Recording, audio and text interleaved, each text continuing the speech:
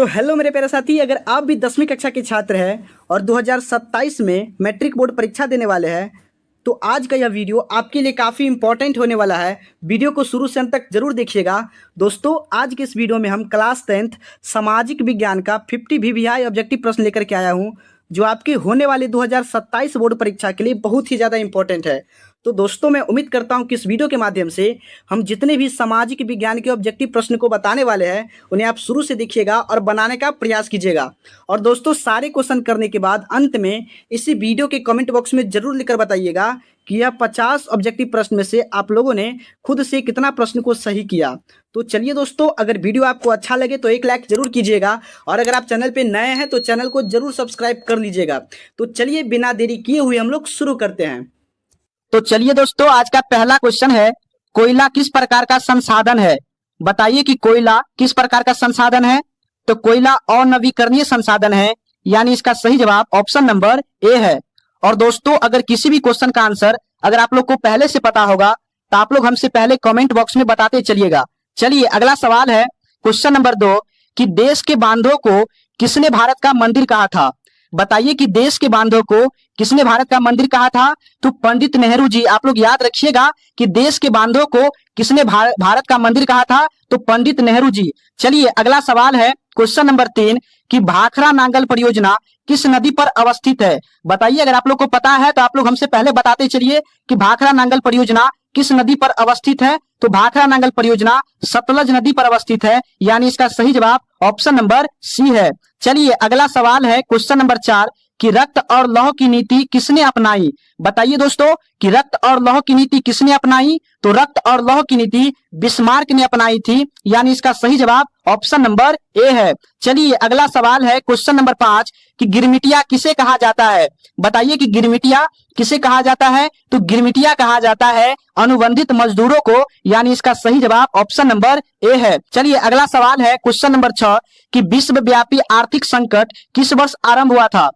बताइए कि आर्थिक संकट किस वर्ष आरंभ हुआ था? तो आर्थिक संकट आप लोग याद रखिएगा 1929 में आरंभ हुआ था, यानी इसका सही जवाब ऑप्शन नंबर सी है।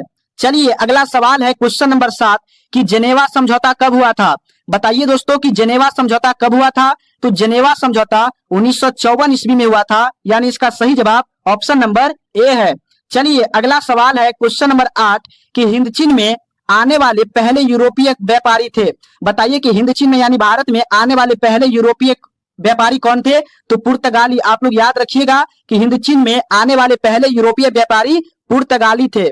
चलिए अगला सवाल है, क्वेश्चन नंबर 9 कि निम्नलिखित में से किस नदी को बिहार का शोक कहा जाता है? बताइए दोस्तों कि बिहार का शोक नदी कौन सा है? तो बिहार का शोक नदी कोसी नदी को कहा जाता है, यानी इसका सही जवाब ऑप्शन नंबर सी है। दोस्तों, आप लोग एक क्वेश्चन का आंसर हमें कमेंट बॉक्स में लिखकर बताइए कि बंगाल का शोक किसे कहा जाता है? आप लोग हमें कमेंट बॉक्स में लिखकर बताइए कि बंगाल का शोक किस नदी को कहा जाता है? बंगाल का शोक किस नदी को कहा जाता है? आप लोग इस प्रश्न का उत्तर हमें कमेंट बॉक्स में जरूर लिखकर बताइएगा कि बंगाल का शोक किस नदी को कहा जाता है। आप लोग याद रख लीजिएगा कि बिहार का शोक नदी कोसी नदी है और आपको कमेंट करके बताना है कि बंगाल का शोक नदी कौन सा है। चलिए अगला सवाल है, क्वेश्चन नंबर 10 कि बाढ़ के समय हमें निम्नलिखित में से किस स्थान पर जाना चाहिए? बताइए कि बाढ़ के समय हमें निम्नलिखित में से किस स्थान पर जाना चाहिए? तो ऊंची भूमि वाले स्थान पर जाना चाहिए, है ना? ऊंची भूमि वाले स्थान पर जाना चाहिए, यानी इसका सही जवाब ऑप्शन नंबर ए है। दोस्तों, सारे के सारे प्रश्न आप लोग याद कर लीजिए, काफी इंपॉर्टेंट है। चलिए अगला सवाल है, क्वेश्चन नंबर 11 कि काली मृदा का दूसरा नाम क्या है? बताइए कि काली मृदा का दूसरा नाम क्या है? तो काली मृदा का दूसरा नाम रेगुर मृदा है, यानी इसका सही जवाब ऑप्शन नंबर बी है। आप लोग याद रख लीजिएगा कि काली मृदा का अर्थ होता है मिट्टी, तो काली मिट्टी का दूसरा नाम रेगुर मिट्टी होता है। इसका सही जवाब ऑप्शन नंबर बी है। चलिए अगला सवाल है, क्वेश्चन नंबर 12 कि भारत का राष्ट्रीय पक्षी कौन है? बताइए आप लोग कि भारत का राष्ट्रीय पक्षी कौन है? तो भारत का राष्ट्रीय पक्षी मोर है, जो कि ऑप्शन नंबर सी में है, म्योर, है ना? इसका सही जवाब ऑप्शन नंबर सी है। चलिए अगला सवाल है, क्वेश्चन नंबर 13 कि भारत का केंद्रीय बैंक कौन है? बताइए जल्दी से आप लोग बताइए कि भारत का केंद्रीय बैंक कौन है। अगर आप लोग को पता है तो जल्दी हमसे पहले कमेंट में लिख दीजिए कि भारत का केंद्रीय बैंक कौन है। तो भारत का केंद्रीय bank reserve bank of India है। भारत का जो केंद्रीय बैंक है वह रिजर्व बैंक ऑफ इंडिया है। और एक चीज और आप लोग बताइए कि रिजर्व बैंक ऑफ इंडिया की स्थापना कब हुई थी? रिजर्व बैंक ऑफ इंडिया की स्थापना कब हुई थी? आप लोग जल्दी जल्दी कमेंट बॉक्स में लिखिए कि रिजर्व बैंक ऑफ इंडिया की स्थापना किस वर्ष हुई थी? तो आप लोग याद रखिएगा कि रिजर्व बैंक ऑफ इंडिया की स्थापना 1935 में हुई थी, है ना। 1935 में हुई थी। आप लोग याद रखिएगा कि रिजर्व बैंक ऑफ इंडिया की स्थापना 1935 में हुई थी। और भारत का केंद्रीय बैंक कौन है? तो रिजर्व बैंक ऑफ इंडिया है। चलिए अगला सवाल है क्वेश्चन नंबर 14 कि बाढ़ से सबसे अधिक हानि होती है। बताइए कि बाढ़ से सबसे अधिक हानि किसकी होती है? तो फसलों को होती है, पशुओं को होती है, भवनों को होती है, मतलब उपरोक्त सभी को होती है।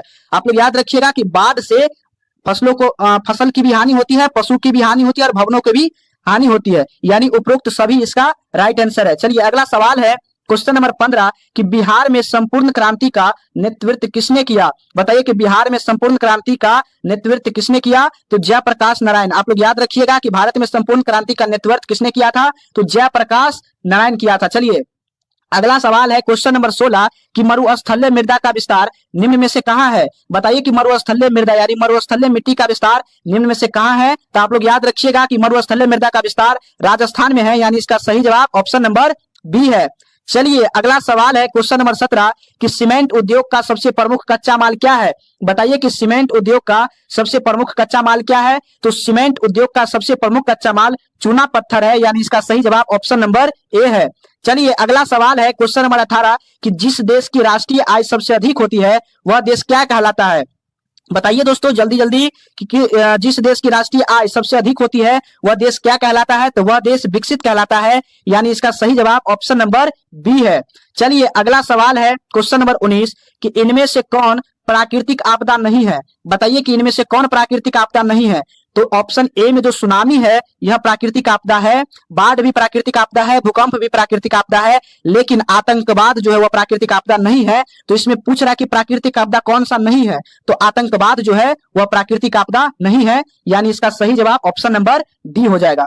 चलिए अगला सवाल है क्वेश्चन नंबर 20 कि किस क्षेत्र को तृतीय क्षेत्र कहा जाता है? बताइए दोस्तों कि किस क्षेत्र को हम तीसरा क्षेत्र कहते हैं? तो तीसरा क्षेत्र हम लोग सेवा क्षेत्र को कहते हैं। आप लोग याद रखिएगा कि सेवा क्षेत्र को तृतीय क्षेत्र कहा जाता है। और बताइए आप लोग कमेंट बॉक्स में कि कृषि को हम लोग किस क्षेत्र कहा जाता है? कृषि को कौन सा क्षेत्र कहा जाता है?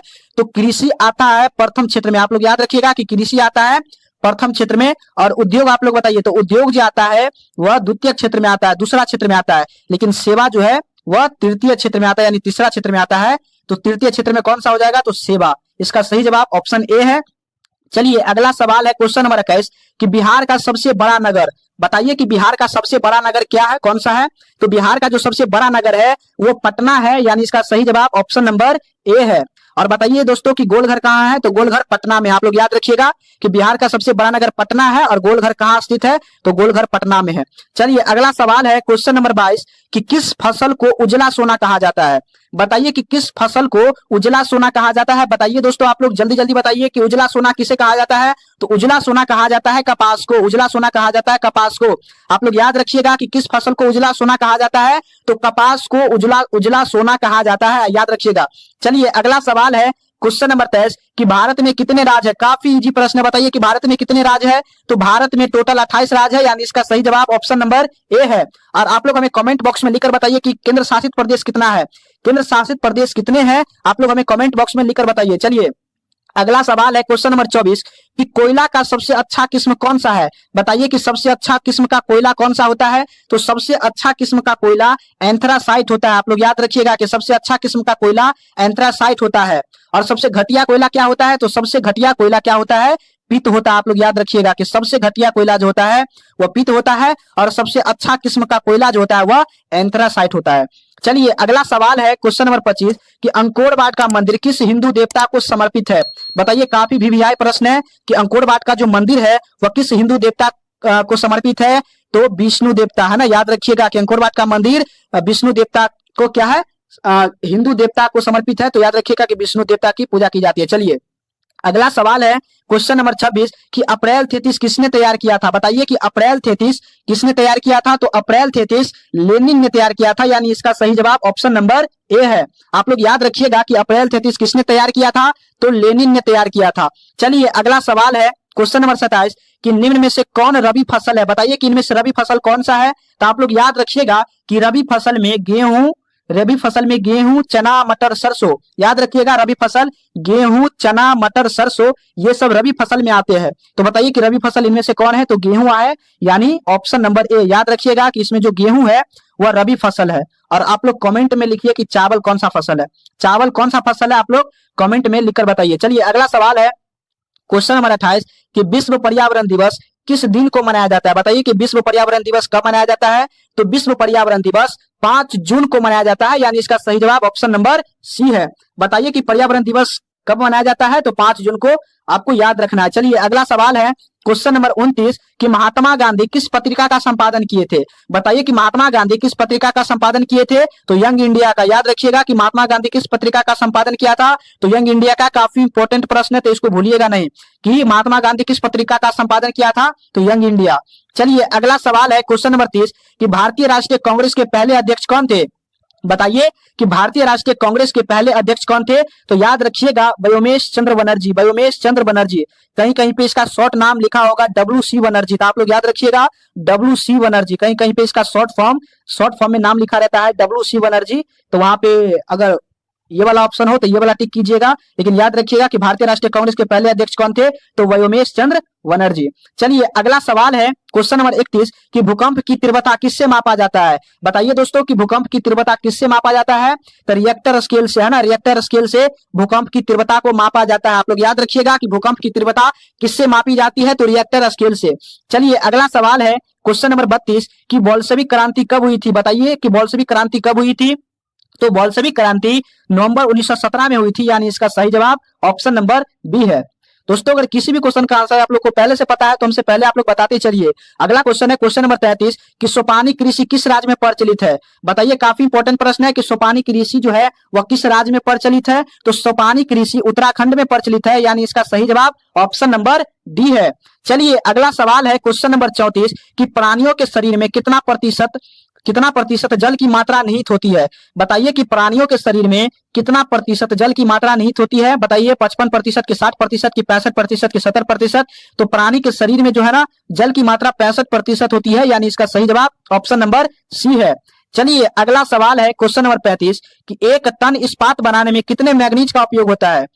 बताइए कि 1 टन इस्पात बनाने में कितने मैग्नीज का उपयोग होता है? तो 10 किलो, यानी 10 किलोग्राम, है ना। इसका सही जवाब ऑप्शन नंबर बी है। आप लोग याद रखिएगा कि 1 टन इस्पात बनाने में 10 किलोग्राम मैग्नीज का उपयोग होता है।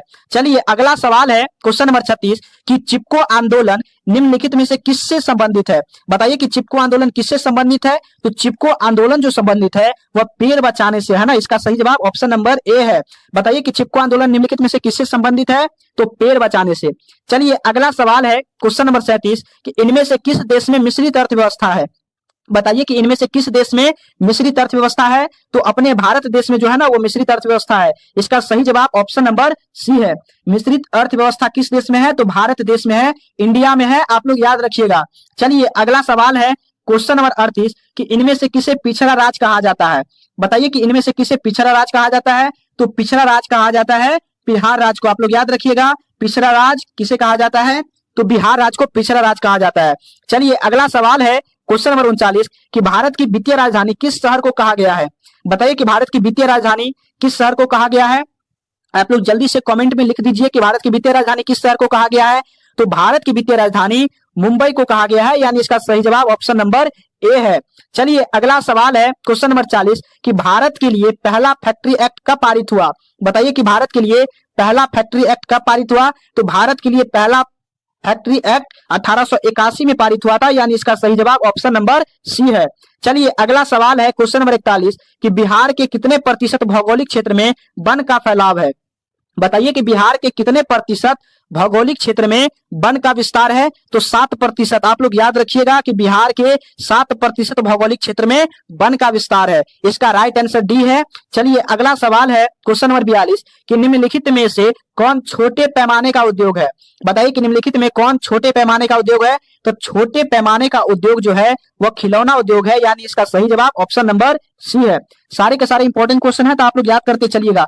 चलिए अगला सवाल है क्वेश्चन नंबर 43 कि भारत का केंद्रीय बैंक कौन सा है? बताइए दोस्तों, इससे पहले ये क्वेश्चन रिपीट हुआ है, तो आप लोग बताइए कि भारत का केंद्रीय बैंक कौन है? जल्दी जल्दी बताइए कि भारत का केंद्रीय बैंक कौन है। भारत का जो केंद्रीय बैंक है वो रिजर्व बैंक ऑफ इंडिया है। इससे पहले आप लोग को बताए थे कि भारत का केंद्रीय bank reserve bank of India है और इसका स्थापना क्या है, तो 1935। रिजर्व बैंक ऑफ इंडिया की स्थापना 1935 में हुई थी, है ना।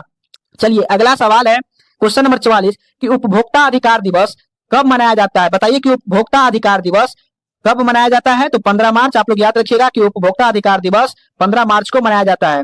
चलिए अगला सवाल है क्वेश्चन नंबर 45 कि भूकंप केंद्र के ऊर्ध्वाधर पृथ्वी पर स्थित केंद्र को क्या कहा जाता है। बताइए कि भूकंप केंद्र के ऊर्ध्वाधर पृथ्वी पर स्थित केंद्र को क्या कहा जाता है, तो अधिक केंद्र कहा जाता है ना, अधिक केंद्र कहा जाता है। आप लोग याद रखिएगा कि भूकंप केंद्र के ऊर्ध्वाधर पृथ्वी पर स्थित केंद्र को क्या कहा जाता है, तो अधिक केंद्र कहा जाता है। चलिए अगला सवाल है क्वेश्चन नंबर 46 कि किस वर्ष साइमन कमीशन भारत आया था। बताइए दोस्तों कि साइमन कमीशन किस वर्ष भारत आया था। बताइए कि किस वर्ष साइमन कमीशन भारत आया था, तो 1928 ईस्वी में। 1928 ईस्वी में इसका काफी विरोध हुआ था, तो आप लोग याद रखिएगा कि किस वर्ष साइमन कमीशन भारत आया था, तो 1928 ईस्वी में। और इसका भयानक क्या हुआ था, भयानक विरोध हुआ था। चलिए अगला सवाल है क्वेश्चन नंबर 47 कि हिंद स्वराज पुस्तक के लेखक कौन थे। बताइए कि हिंद स्वराज पुस्तक के लेखक कौन थे, तो हिंद स्वराज पुस्तक के लेखक महात्मा गांधी जी थे, यानी इसका सही जवाब ऑप्शन नंबर ए है। चलिए अगला सवाल है क्वेश्चन नंबर 48 कि हॉलमार्क को किस वस्तु के लोगो के रूप में उपयोग किया जाता है। बताइए कि हॉलमार्क को किस वस्तु के लिए उपयोग किया जाता है, तो हॉलमार्क को उपयोग किया जाता है सोने के आभूषण में। सोने के आभूषण में उपयोग किया जाता है हॉलमार्क को। चलिए अगला सवाल है दोस्तों, इससे पहले आप लोग हमें यह बता दीजिए कि शुद्ध सोना कितने कैरेट का होता है। शुद्ध सोना कितने कैरेट का होता है, ये भी काफी इंपॉर्टेंट है, तो आप लोग बताइए कि शुद्ध सोना कितने कैरेट का होता है। आप लोग कमेंट बॉक्स में लिखकर बता दीजिए कि शुद्ध सोना कितने कैरेट का होता है। चलिए अगला सवाल है क्वेश्चन नंबर 49 कि परिवहन के साधनों में सबसे सस्ता परिवहन। बताइए आप लोग कि सबसे सस्ता परिवहन कौन है, तो सबसे सस्ता परिवहन जल परिवहन है, यानी इसका सही जवाब ऑप्शन नंबर बी है। चलिए अगला सवाल है क्वेश्चन नंबर 50 कि सुनामी किस स्थान पर आती है। बताइए कि सुनामी किस स्थान पर आती है, तो सुनामी कहाँ आती है, तो समुद्र में आती है, यानी इसका सही जवाब ऑप्शन नंबर सी है। तो दोस्तों इस वीडियो के माध्यम से हम पूरे के पूरे 50 वीवीआई ऑब्जेक्टिव प्रश्न को कंप्लीट कर लिए हैं। तो आप लोग बताइए कि यह 50 वीवीआई ऑब्जेक्टिव प्रश्न में से आप लोग कितना प्रश्न खुद से सही कर पाए। आप लोग हमें कमेंट बॉक्स में लिखकर जरूर बताइए कि यह 50 ऑब्जेक्टिव प्रश्न में से आप लोग कितना प्रश्न सही कर पाए। और दोस्तों अगर वीडियो आपको अच्छा लगा है तो एक लाइक जरूर कीजिए, और अगर आप चैनल पे नए हैं तो चैनल को जरूर सब्सक्राइब कर लीजिए। और दोस्तों इससे आगे आपको किस टॉपिक पर वीडियो चाहिए यह हमें कमेंट बॉक्स में जरूर लिखकर बताइएगा।